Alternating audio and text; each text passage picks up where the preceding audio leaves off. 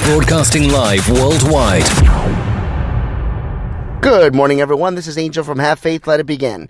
Since it's Thursday, I thought it'd be kind of cool to do a Throwback Thursday. You see, I want to share with you a story about a trip I took back 16 years ago.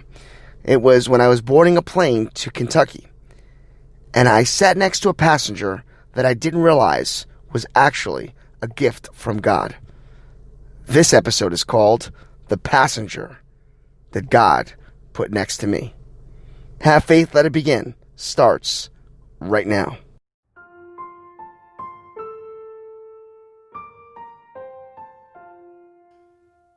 On June 16th, 2018, a show designed for you, the Daily Commuter, went live. A weekly show all about faith. A show with motivational topics, inspirational stories, and personal testimony set out to change the world.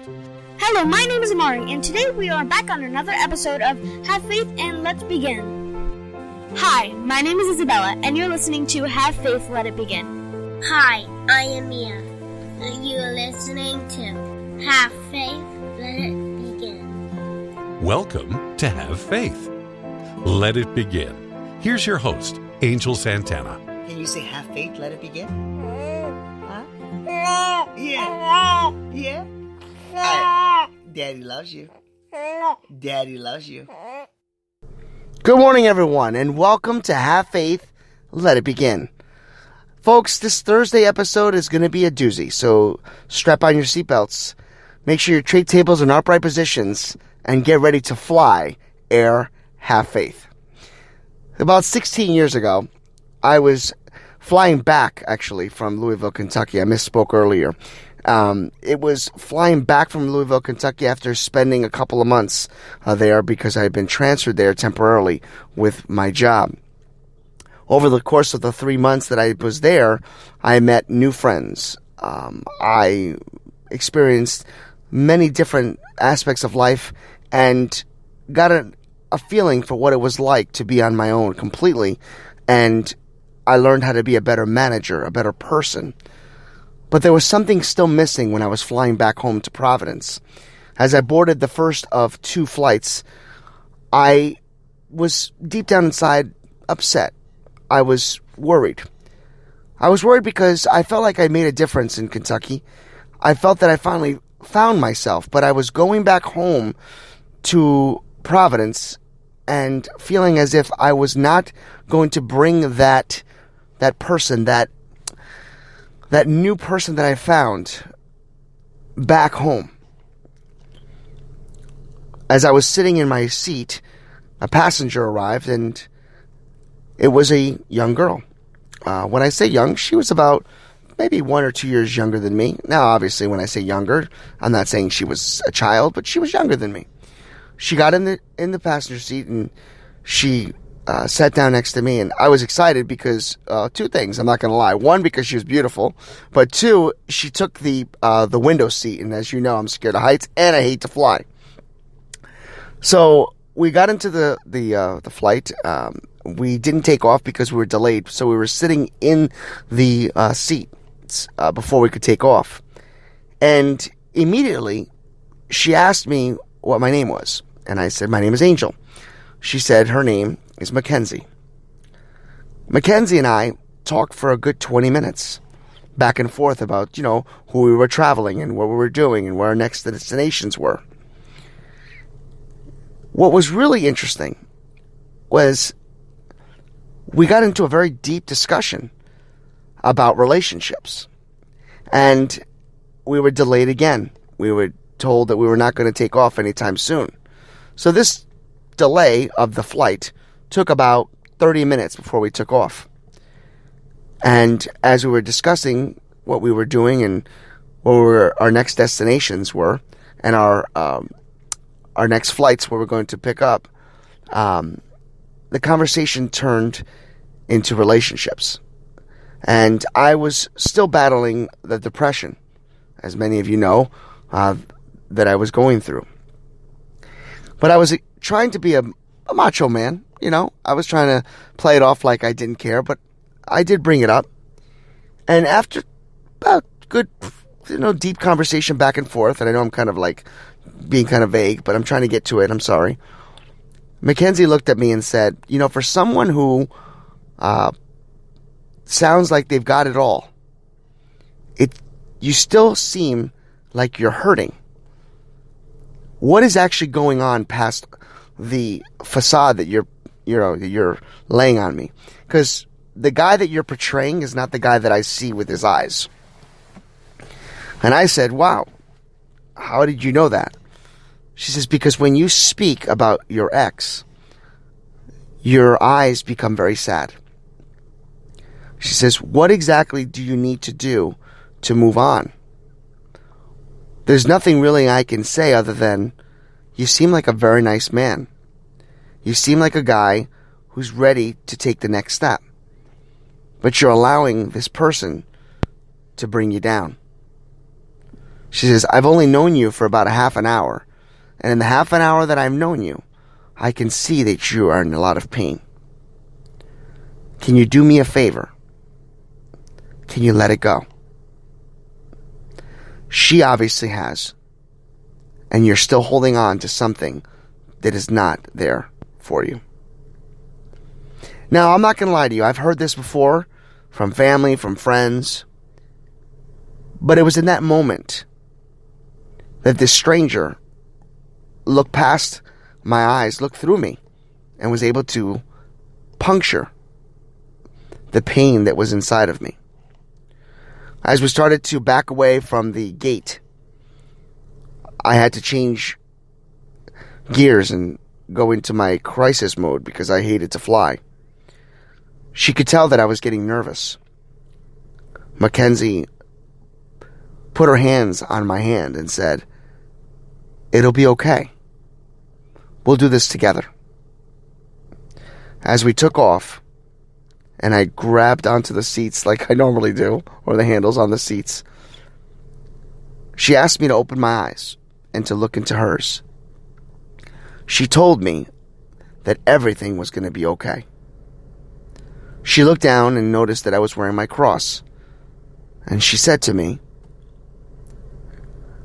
if you wear the cross, then you know he's with you. If he is with you, then everything is going to be okay. I was able to release the grips from the handles on the seat and forgot that we were in the air. We spoke for the last hour and a half as we traveled in the air. And as we were getting ready to touch down, I started to tear up because I felt as if I found somebody that I could talk to forever. I remember asking her for her email because I said, I know that it would be wrong of me to ask you for your phone number, but I was wondering if maybe I could have your email and we can exchange emails. She says, it's funny you say that because while you were taking a trip to the restroom, I thought the same thing. And she reached over and handed me a paper. She told me not to read it until I got into my next flight. She then gave me a kiss on the cheek and said, Angel, if only we were going to the same destination, I would totally call you. At that moment, we got up. We left the plane. She gave me a nice warm hug.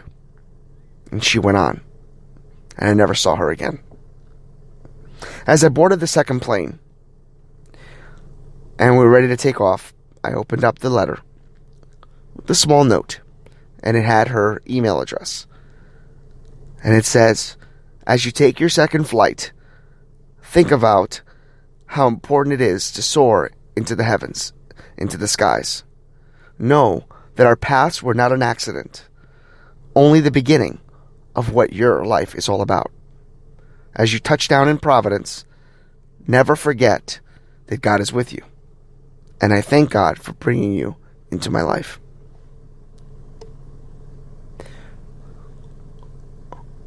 About 10 years later, I received an email. It was from Mackenzie. sharing with me a picture of her new family, her children, and asking me if I was okay. We lost touch after that, until most recently, I've got an email from a name I could not recognize. You see, Mackenzie had emailed me. She emailed me from a new position, a new job, and saying to me, "You'd never believe what I just discovered. You probably don't remember me, but as I was going through my jobs and doing all that I could, somebody referred me to a podcast named Have Faith, Let It Begin. When I turned on the podcast and listened to the voice that I remember hearing over 16 years ago, it truly, truly made me feel so cool. I said, that's the angel that I met in the skies. And look, he has a show. And I never thought I'd say this, but I now can hear his voice each and every day. Thank you, Mackenzie. Folks, we never know who we're going to encounter. We never know what paths we're going to go through or encounter, or what type of people we're going to encounter along our ways. But sometimes, when we do reach that platform, when we reach that, not even the word platform, I misspoke there. When you reach a part of your life that you realize was not an accident, when you realize that when you are at your lowest of lows and something or someone comes into your life, even for a brief second, they can help change you, they can help put you back on the tracks, so to speak. You know that's the hand of God. And you know God is watching you every single second. Think about that today on this Throwback Thursday. I hope you enjoyed today's episode. And I hope that each and every one of you have the same experiences that I have. Maybe you already have. You just don't know it yet. Maybe this is your moment. Maybe this is the story that will allow you to move forward. And if it is, praise be to God. Have faith. Let it begin. I dedicate this episode to the passenger in the sky, Mackenzie.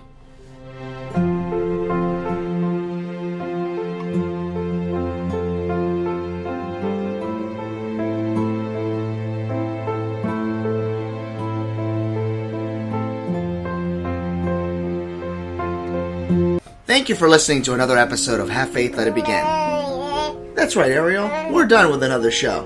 And it's always great to have this show with you, my love.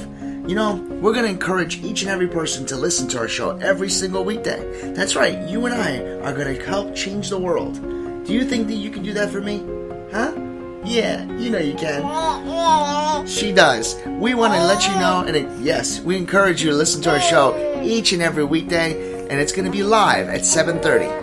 Make sure you're subscribed to our show. Make sure you get ready, fasten those seatbelts, because Ariel and I and my family are going to bring you a new topic, a new story each and every day, right? Isn't that right, Ariel? Yeah. And she's smiling at me. Guys, enjoy your day.